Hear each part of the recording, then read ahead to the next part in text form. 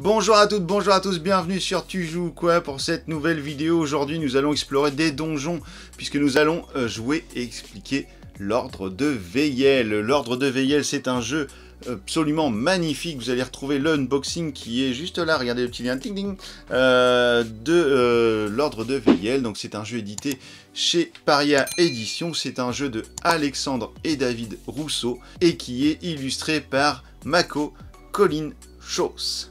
C'est un jeu de 1 à 7 joueurs pour une durée d'environ 90 minutes la partie. Et on se retrouve juste après le générique pour les règles. A tout de suite.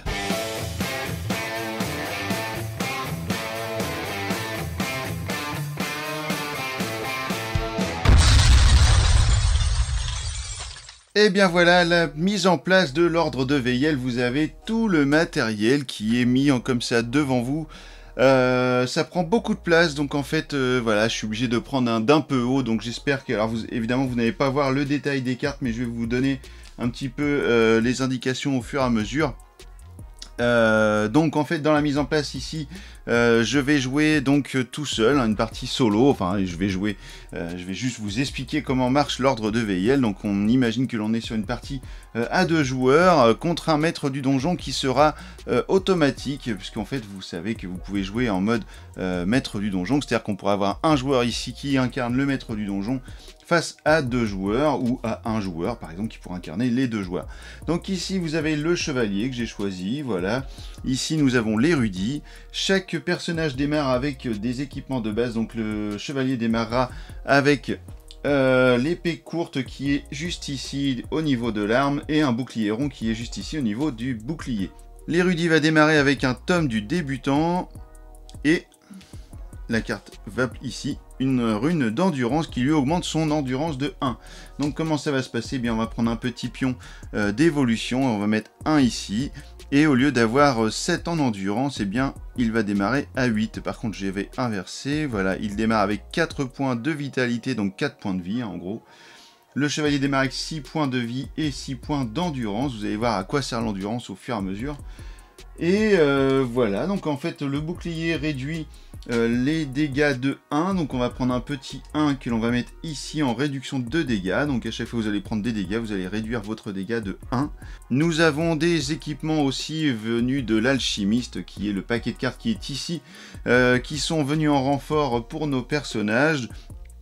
Donc nous avons 2 cartes, qui est donc une bombe alchimique et un couteau empoisonné, qui sont à répartir suivant les joueurs. Donc en fait j'ai décidé de les donner tous les 2 à l'érudit. Donc il ne peut s'équiper pour le moment que de la bombe chimique, puisque c'est une arme et qu'il utilise également son tome du débutant. Et le couteau empoisonné sera mis de côté, on va dire, dans un sac à dos virtuel, voilà, qui est une espèce de coffre avec tous les équipements que vous ne pourrez pas mettre au moment T sur votre fiche de personnage.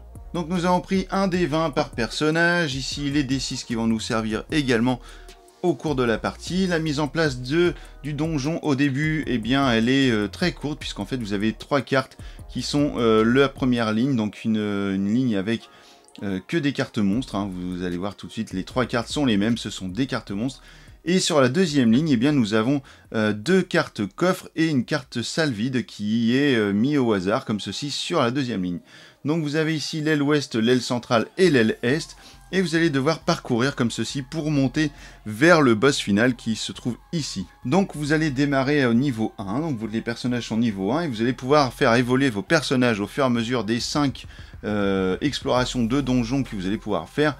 Vous allez pouvoir prendre des cristaux, donc ce sont des gemmes qui sont ici dans le petit sac. Voilà, des petites gemmes noires comme ceci. Et donc vous allez pouvoir les dépenser pour faire évoluer votre personnage. Par exemple, pour passer du niveau 1 au niveau 2, vous allez devoir payer un cristal. Pour passer du niveau 2 au niveau 3, vous allez devoir payer 2, et ainsi de suite. Et lorsque vous avez beaucoup de gemmes à dépenser, eh bien vous allez pouvoir faire évoluer votre personnage très vite d'un seul coup, puisque vous pouvez passer plusieurs niveaux en même temps. Donc ici nous avons la grande zone qui correspond à la zone de repos des personnages. Donc en fait c'est un petit peu le village dans lequel vous allez avoir donc l'alchimiste auquel vous allez pouvoir acheter des cartes. À savoir que les cartes alchimistes ne sont que des objets consommables, donc vous ne pourrez les utiliser qu'une seule fois, sauf s'il est écrit sur la carte illimité. Vous allez également pouvoir rencontrer le forgeron. Donc le forgeron va vous vendre des objets. Donc ce seront des armes, des boucliers, des runes qui vont vous permettre de faire évoluer également vos personnages. Par exemple ici la rune d'endurance qui permet d'avoir +1 en endurance pour l'érudit. Donc au lieu d'être de 7, et bien grâce à son rune, il est passé à 8. Vous allez pouvoir remplacer ce rune si vous n'en voulez plus par un autre pour le faire évoluer. Le forgeron va également vous acheter des équipements, les équipements que vous allez trouver dans des coffres, ou vous allez gagner après des combats, puisqu'en fait il y aura une forme de loot aussi après avoir tué des monstres, et bien vous allez pouvoir les revendre, donc à chaque fois, chaque objet sera vendu 1 cristal au forgeron. Au niveau des cartes, eh bien, on trouvera toujours la même chose. Hein. Ici, vous avez le nombre de mains en fait que va occuper votre arme, parce que vous pourrez très bien avoir une arme qui se porte à 2 mains. Donc dans ce cas-là, vous ne pourrez plus utiliser 2 armes ou une arme et un bouclier sur votre fiche de personnage, mais vous serez obligé d'utiliser l'emplacement du central, donc qui correspond à l'arme à 2 mains. Ici, vous avez le fait que ce soit une arme qui est au corps à corps, hein, puisqu'ici on est sur une épée. Ici, la compétence que cette arme va utiliser en plus de votre D20 pour faire votre jet d'attaque, donc on aura ici la dextérité. Ici, la dextérité et la force seront des prérequis. Si votre personnage n'a pas atteint les 4 points de dextérité et les 3 points de force, eh bien vous ne pourrez pas utiliser cette arme. Vous serez obligé de la vendre plus tard au forgeron ou d'attendre pour faire évoluer votre personnage et ainsi pouvoir utiliser votre arme plus tard. Ici donc le détail des points de dégâts infligés par l'arme, et ici vous avez le coût d'achat auprès du forgeron. Donc attention, si vous avez une carte avec marqué 3 cristaux au niveau de l'achat, lorsque vous la vendrez au forgeron, elle ne sera vendue que 1 cristal. Ici nous voyons la carte du tome du débutant de l'érudit, et bien c'est la même chose, hein. Donc c'est une arme qui n'utilise qu'une seule main. C'est une arme pour faire une attaque à distance, vous voyez ici, avec le petit arc qui est ici en symbole. Et par contre, ce coup-ci, c'est l'intelligence du personnage qui sera utilisée en plus du jet du D20 pour définir si l'attaque est réussie ou pas. Nous avons ici également des phylactères, donc ce sont des petites cartes bonus qui sont considérées comme des objets et qui vont vous permettre de dépenser des points d'endurance afin de faire quelques petites actions, comme par exemple ici un phylactère de soin pour le chevalier. Donc à tout moment, hors combat, le chevalier va pouvoir dépenser 1 ou plusieurs points d'endurance pour soigner des blessures sur lui-même ou sur un allié. Ici, le phylactère d'attaque de l'érudit, eh bien, lorsque celui-ci va dépenser 1 point d'endurance, il pourra ajouter un bonus de 2 à la valeur de son attaque. Nous avons ici les cartes événements du boss. Lors de la première exploration du donjon, celui-ci a une carte événement à sa disposition, mais lorsque nous jouons à 2 joueurs, le boss a moins une carte d'événement à sa disposition, donc sur le premier tour, il n'en aura pas. Car effectivement, le jeu est adapté au nombre de joueurs. Ici, nous sommes 2 joueurs contre le boss. Donc le boss va perdre 30 points de vie déjà direct de base. Donc en fait nous allons mettre 70 points de vie au boss et non pas 100 comme indiqué ici. Ici nous avons le paquet de monstres standards, ici le paquet de monstres puissants. Et nous sommes prêts maintenant à aller affronter ces vilaines bestioles. Ah, juste une chose encore, vous avez ici un pion défenseur, donc je ne sais pas s'il est très visible au niveau de la figurine, donc on va utiliser plutôt le gros pion en carton. Il va falloir choisir parmi les joueurs qui sera le défenseur, donc celui qui a le plus points de vie en général et qui est le mieux protégé sera le défenseur, donc par exemple le chevalier. Donc toutes les attaques de monstres seront dirigées vers le défenseur, sauf s'il est inscrit sur la carte ignorer le défenseur. Ici nous avons la figurine représentant les joueurs, donc c'est pareil, pour des questions de visibilité en vue du dessus, eh bien on va mettre le jeton en carton qui va représenter les joueurs. Donc on est prêt à démarrer et les joueurs vont devoir choisir une aile pour démarrer leur exploration. Donc en fait, ils ne sont pas obligés de continuer toujours en ligne droite comme ceci sur la colonne pour aller faire l'exploration du donjon, mais par contre si vous changez d'aile, et bien à chaque fois le boss va récupérer une carte événement. Et qu'est-ce qui se passe lorsque le boss joue une carte événement? Et bien lorsque vous allez faire un jet d'attaque et que votre jet au niveau du D20 sera de 5 ou moins, et bien vous subirez la carte événement qui évidemment ne sera pas à votre avantage. A savoir aussi une chose, c'est que normalement lorsque un joueur joue le maître du donjon, vous allez avoir des jets de défense à faire au D20. Lorsque vous jouez face au maître du donjon dans la version automatique, eh bien celui-ci va avoir 5 points à ajouter à sa défense À chaque fois que vous allez rajouter une ligne, vous allez rajouter 2 à cette défense automatique. Donc ce sera 5 pour la première exploration, 7 ici, 9 et 11 pour arriver enfin jusqu'à la 5e exploration qui sera la dernière si vous n'avez pas allé détruire le boss avant. Vous serez obligé d'aller détruire le boss et ce sera alors 13 qui sera ajouté à la défense des monstres. Donc les joueurs, disons que les joueurs vont aller explorer l'aile ouest, et bien sans surprise, vous avez une carte de monstres juste ici. Donc en fait on nous dit de jeter un D6 et de faire apparaître autant de monstres que le résultat du D6. Le résultat du dé est 3. Lorsque vous jouez à 2 joueurs, vous ne pourrez pas avoir plus de monstres que 2 joueurs. Donc nous allons mettre 2 monstres directement ici, prêts à nous attaquer. Donc en fait nous allons choisir, alors lorsque le maître du donjon est un joueur, il choisit dans quel ordre il veut mettre les cartes de monstres face aux joueurs. Ici nous allons choisir nous-mêmes. Donc en premier nous avons les araignées, ici l'archer squelette. Pour attaquer l'archer squelette, il va falloir une arme à distance, sinon vous serez obligé d'aller attaquer les araignées en premier. Ici ce sont les points de vie des monstres, donc 3 pour les araignées, 5 pour le squelette, et ici leur point de défense, 1 ici et 0 ici. Donc vous allez reprendre votre arme, ici la compétence de l'épée courte c'est la dextérité, mon chevalier a 6 en dextérité, je lance un D20 pardon, je fais 10 au D20, j'ajoute 6, ce qui me fait un résultat de 16 pour mon attaque. La défense des araignées est de 6, plus 5 puisque nous sommes dans la première exploration du donjon. Donc cela nous fait 11 points de vie de défense, 11 pardon, de résultat de défense pour les araignées. Donc je suis au-dessus, mon attaque est réussie. Donc je porte 3 points de dégâts aux araignées qui n'ont pas de défense. Et bien les araignées sont détruites. Mon chevalier a fait son action, ensuite c'est à mon érudit de combattre. Celui-ci va pouvoir faire son attaque avec le tome du débutant. Il a fait 12 au dé. Ce coup-ci, on n'est pas sur la dextérité, mais on est sur l'intelligence. L'intelligence qui est ici, donc 8, cela fait 20 points. Donc la défense des archers squelettes est de 2. Donc 2 plus 5, 7 points. Donc mon attaque est réussie. J'inflige donc 4 points de dégâts aux squelettes qui ont 1 point de défense. Donc 5 points de vie moins 3 dégâts. Cela fait 2 points. Donc on utilise un D6 pour signaler que l'archer n'a plus que 2 points de défense, de vie, pardon. Et c'est à l'archer de mener son attaque.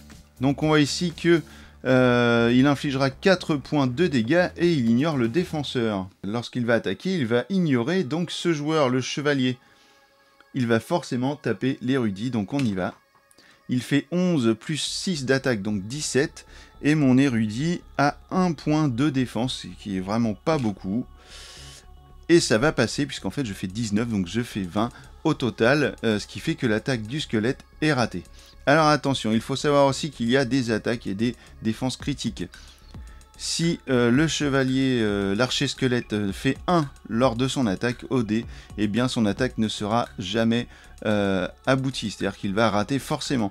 Si mon érudit fait 20 en défense face à une attaque, eh bien l'attaque n'aboutira pas non plus. Par contre, lorsque l'érudit ou le chevalier, c'est-à-dire les personnages, vont faire 20 au niveau du dé, ils vont doubler leur point d'attaque, c'est-à-dire que là, avec 4 points de dégâts au niveau de l'érudit, il ferait 8 dégâts sur l'archer squelette par exemple. Et si lors d'une attaque, le personnage fait 1, eh bien c'est un échec critique et l'attaque est ratée obligatoirement. Lorsque les résultats sont identiques entre l'attaque et la défense, eh bien on relance les dés pour définir si l'attaque passe ou pas sur un nouveau jet. Donc le chevalier va pouvoir mener sa deuxième attaque. Il fait 12 plus sa dextérité, donc 6, cela fait 18. Ici, l'archer squelette a 2 plus 5, hein, je vous rappelle, puisqu'on est sur le premier tour. Donc cela fait 7, l'attaque est réussie. Le chevalier inflige 3 points de dégâts, moins 1. Donc on est à 2 points de dégâts, l'attaque et l'archer squelette est mort. Donc après nous avons le système de loot, donc vu que ce sont des monstres simples, eh bien nous gagnons 2 petites gemmes par monstre. Donc on va dire que chaque personnage en prend. Lorsque vous jouez tout seul comme ça, vous avez une banque commune, hein, vous allez pouvoir dépenser vos pions comme vos cristaux, en fait, comme vous voulez à la fin, que ce soit pour l'un ou pour l'autre des personnages. Et vous allez ensuite lancer 2 D6, car à chaque fois que vous allez faire des dés des lancers pairs, en fait vous le décidez au début de la partie, mais moi souvent je fais pair, donc si vous faites des lancers avec des chiffres pairs, et bien vous gagnez autant de cartes forgeron gratuitement. Ici j'ai fait un double 6, donc c'est un très bon jet, hein, vous voyez, donc je gagne immédiatement 2 cartes du forgeron qui vont gratuitement équiper mes personnages. Donc ici j'ai un rune de force plus 2, donc ça c'est carrément super. Voilà, donc ça par exemple je vais pouvoir le mettre au chevalier qui va immédiatement gagner une évolution plus 2 en force. Et j'ai également une armure en cuir clouté qui est vraiment très très bien aussi. Et bien je vais la mettre à l'érudit, puisqu'en fait l'érudit n'a qu'un point de défense et a 0 point en réduction de dégâts. Donc en fait on va lui mettre ceci, ce qui fait qu'il va évoluer de 2 en défense et de 2 en réduction de dégâts. Les personnages vont pouvoir aller explorer une autre salle, donc soit juste devant eux, soit en diagonale, mais s'ils vont en diagonale, eh bien en fait on va tirer des cartes événements, donc on préfère aller directement tout droit pour l'instant. Ici on a un coffre, donc il va falloir payer 3 cristaux pour l'ouvrir, donc si je paye 3 cristaux, je vais gagner tout de suite 2 cartes forgeron gratuites qui seront pour équiper mes personnages. Donc on peut le faire par exemple, on va payer 3 gemmes, et on va récupérer 2 cartes de forgeron. Nous avons fini notre premier tour d'exploration, nous prenons les 2 cartes qui ont été découvertes, nous en prenons 2 autres. Hop, on mélange tout ça, donc on prend au hasard, on fait comme on veut, il n'y a pas de problème. Et on remet au hasard les cartes sur le donjon, ce qui veut dire que la première partie du donjon, sauf ces 2 cartes là que je n'ai pas mélangées, cette première partie ne correspond plus à ce qu'elle était au départ. C'est-à-dire que ici vous aviez des monstres et coffre salle vide ici, et bien maintenant on peut très bien avoir un coffre ici et des monstres ici. Voilà, ça change à chaque fois. Les joueurs retournent dans la zone de repos et nous allons mettre en place la deuxième ligne, la nouvelle ligne d'exploration du donjon. Le boss va avoir plus de cartes événements désormais, donc nous allons en avoir normalement 2 puisque nous atteignons le niveau 2, sauf que nous sommes 2 joueurs, donc il a 2-1, une seule carte d'événements à venir. Les joueurs vont pouvoir tirer 5 cartes du forgeron qu'ils pourront acheter s'ils le souhaitent pour faire évoluer leur personnage. Alors il ne nous reste plus qu'un cristal ici, mais nous allons pouvoir vendre des choses pour récupérer de l'argent. Donc par exemple l'épée courte qui était l'arme équipée sur mon chevalier au début, eh bien je peux la vendre au forgeron, puisque j'ai une arme qui est plus puissante maintenant, je la vends au forgeron pour un cristal. Ce qui fait que maintenant j'ai 2 cristaux en ma possession, donc je peux dépenser un cristaux par personnage. C'est ce que l'on va faire tout de suite, et on va faire évoluer nos personnages du niveau 1 vers le niveau 2.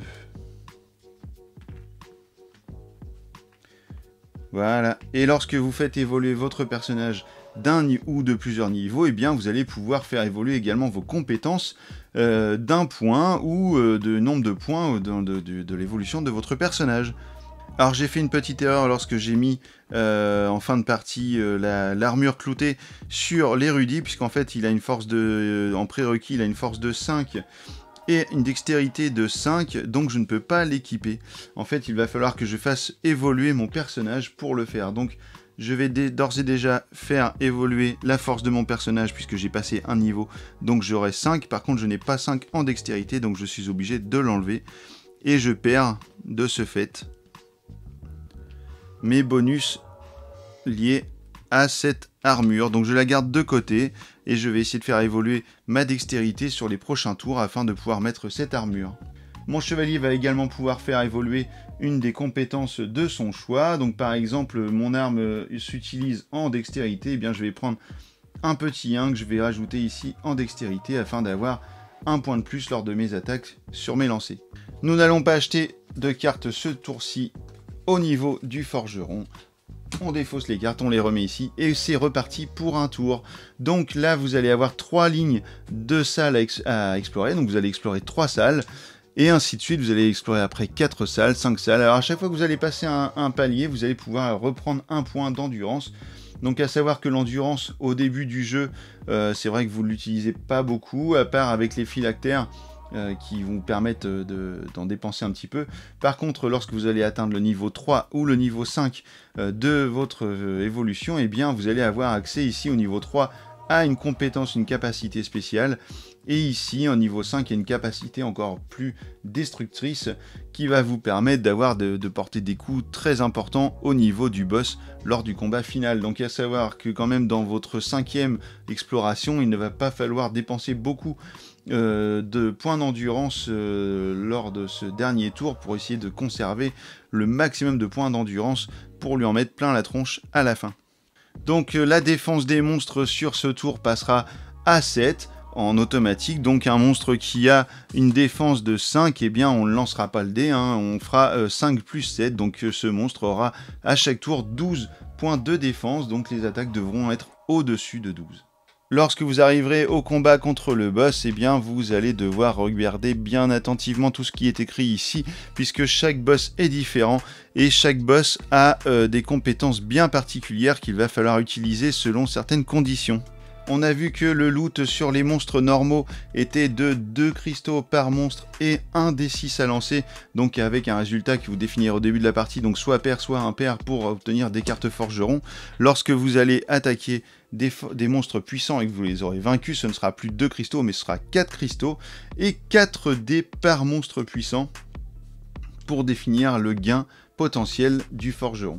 Et bien voilà, vous savez tout, ou presque maintenant, sur l'ordre de Veyel. Vous êtes prêts à jouer, prêts à affronter le boss et ses monstres et ses sbires, ces monstres puissants et ses sbires. On se retrouve tout de suite pour les avis. À tout de suite les amis.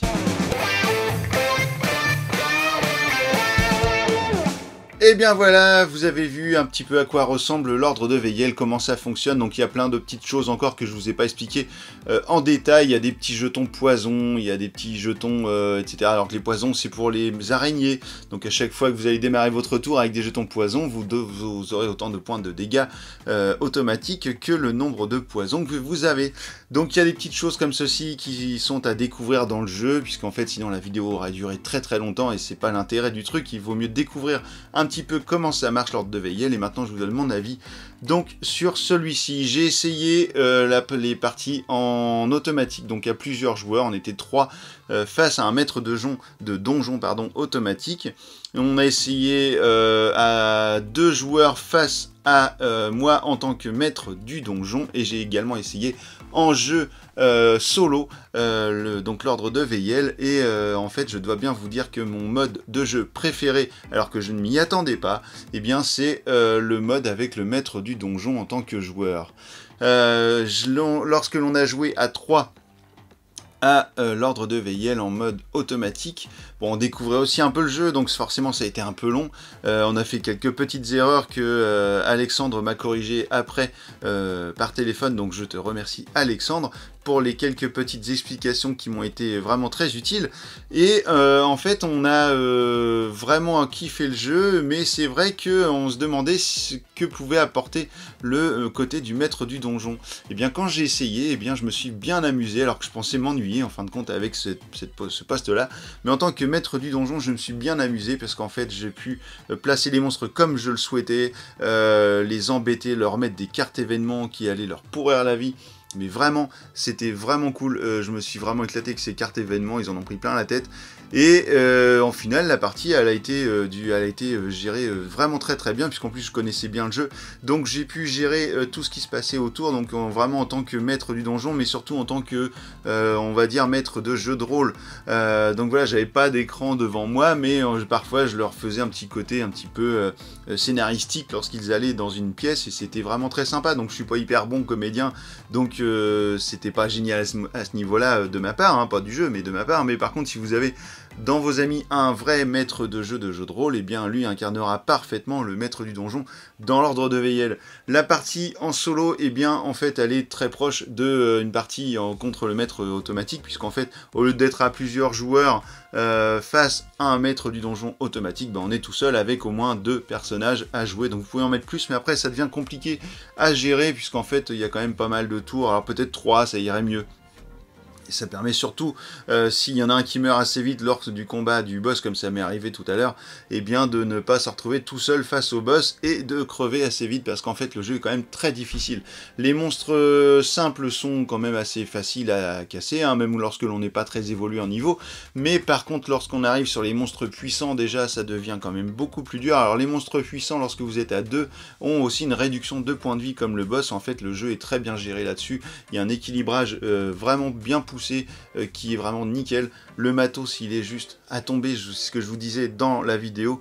Et voilà, et l'Ordre de Veyel, c'est pour moi un vrai bon jeu pour ceux qui sont fans de Gloomhaven, de jeux de rôle. Je sais plus moi qu'est-ce qu'il peut y avoir d'autre comme Dungeon Crawler, enfin tout ce qui est Dungeon Crawler dans le jeu de société ou même dans les jeux vidéo, vous allez vous éclater avec l'Ordre de Veyel. Donc ici c'est le chapitre 1, à savoir que le chapitre 2 est une évolution de celui-ci vers le jeu de rôle. Alors ce que je trouve bizarre, c'est qu'en fait, alors j'ai pas joué au chapitre 2 puisqu'il n'est pas sorti, mais des images que j'ai vues du chapitre 2, pour moi il correspondait plus à un jeu de plateau. Et le chapitre 1 plus une évolution vers un jeu de rôle. Donc j'ai hâte de pouvoir essayer, si j'en ai l'occasion, le chapitre 2, puisqu'en fait dans le chapitre 2 vous avez des maps avec des cases et vous déplacez vos personnages sur la map. Donc il y a un côté plus justement Gloomhaven là-dedans qui me rapproche plus du jeu de plateau. Donc on verra, peut-être que je me trompe, et puisque le but est effectivement de passer les joueurs du chapitre 1 au chapitre 3 qui sortira à peu près en 2024, de ce que Alexandre m'a dit. Vers le jeu de rôle. Donc on sera à la fin sur quelque chose de très original, donc un jeu de société qui s'est transformé petit à petit, alors sachant que tout le matériel que vous allez utiliser au fur et à mesure va pouvoir se compléter comme ça au fur et à mesure des boîtes, donc vous allez avoir de plus en plus de monstres, de plus en plus de héros à jouer, c'est vraiment top quoi. Là à ce niveau là c'est très chouette. J'ai pas de critique à faire sur le jeu, vraiment, je me suis bien amusé, moi ce jeu là il m'éclate, le matériel je vous dis il est top. Alexandre est vraiment super gentil, c'est quelqu'un d'adorable que vous pouvez demander des renseignements sur internet, sur Facebook ou quoi, il va vous répondre tout de suite, il n'y a aucun problème, c'est des gens vraiment super. Et puis si le seul truc que j'ai qui m'a choqué dans le jeu, mais j'en ai fait part à Alexandre et je vais vous expliquer donc sa réponse qui est une bonne réponse finalement, hein. C'est qu'il est expliqué dans la règle que l'on peut tricher en tant que maître du donjon. Donc voilà, je suis allé chercher la règle pour vous dire la phrase exacte qui est dans la règle. Donc le maître du donjon n'a pas pour obligation de montrer ses jets de dés, donc libre à lui de tricher pour créer une tension dramatique chez les joueurs fébriles. Donc cette phrase m'a fait sursauter puisqu'en fait, personnellement, je la triche dans les jeux, c'est ce qui m'insupporte le plus. Lorsqu'un joueur est pris à tricher dans un jeu, franchement, moi je le tèche de la partie. Donc du coup, cette phrase m'a quand même fait poser pas mal de questions. Donc j'ai fait du jeu de rôle déjà avant, il y a quelques années, et effectivement, je me suis jamais posé la question si le maître du jeu pouvait tricher derrière son volet, parce qu'en fait, moi j'ai fait maître du jeu, mais sans jamais tricher. Du coup, en discutant avec Alexandre, en fait, je me suis aperçu qu'il avait raison sur ce point. C'est-à-dire qu'en fait, un bon maître du jeu, et donc un bon maître de donjon dans l'Ordre de Veyel, va se devoir parfois d'adapter, et je dis bien adapter, de pas tricher, c'est-à-dire adapter son jeu, ce qui se passe sur le plateau, pour donc s'adapter aux différents types de joueurs. Si vous avez des joueurs qui sont un peu foufou, si vous avez des joueurs qui sont un peu endormis, eh bien vous allez pouvoir comme ceci faire évoluer le jeu un petit peu en loose day, pour essayer de les remotiver ou au contraire de les calmer. C'est-à-dire qu'un bon maître de jeu de rôle va faire ça systématiquement et va vous diriger vers tel ou tel endroit, va vous mettre peut-être un monstre ou deux dans les pattes de plus ou un ou deux de moins dans les pattes pour que vous puissiez ne pas mourir, etc. Donc en fait c'est ce qu'on entend par tricher. Alors ce que j'aime pas dans le mot tricher, c'est qu'évidemment le mot triche n'est jamais à l'avantage des autres. Donc ça voudrait dire que toute l'adaptation n'est qu'à l'avantage du boss, enfin du maître du donjon. Donc en ayant discuté, donc ce n'est évidemment pas le cas, c'est une question d'adaptation aux joueurs pour créer cette tension dramatique comme il est précisé dans la règle, et surtout pour rendre le jeu plus fluide, plus sympathique, et que les joueurs ne se sentent pas à un moment donné pris en chasse tout le temps par des monstres et qu'ils ne puissent pas avancer comme ça dans les donjons et qu'ils ne kiffent pas le jeu en fait, voilà. Donc il faut le prendre comme ça. et du coup, et ben, en fait, cette phrase a tout son sens. Donc voilà, l'Ordre de Veyel, pour moi, c'est un très bon jeu. Vous le trouvez en plus à un prix vraiment très attractif, puisqu'en fait, il est disponible à 60 € sur le site de Paria Édition. Vous avez des petits add-ons comme les inserts, etc. que vous pouvez mettre en plus. Lorsque vous aurez la deuxième boîte qui va paraître fin d'année de cette année, donc fin d'année en fait, vous allez voilà, kiffer et vous allez pouvoir faire évoluer votre jeu et ça va être super. Pour moi c'est tout. Voilà, la vidéo est un peu longue, je suis désolé, mais c'est un gros jeu. Je vous dis à bientôt pour une toute nouvelle vidéo. Allez, ciao les amis, bye. Et maintenant que vous savez tout sur l'Ordre de Veyel, et ben alors, tu joues ou quoi?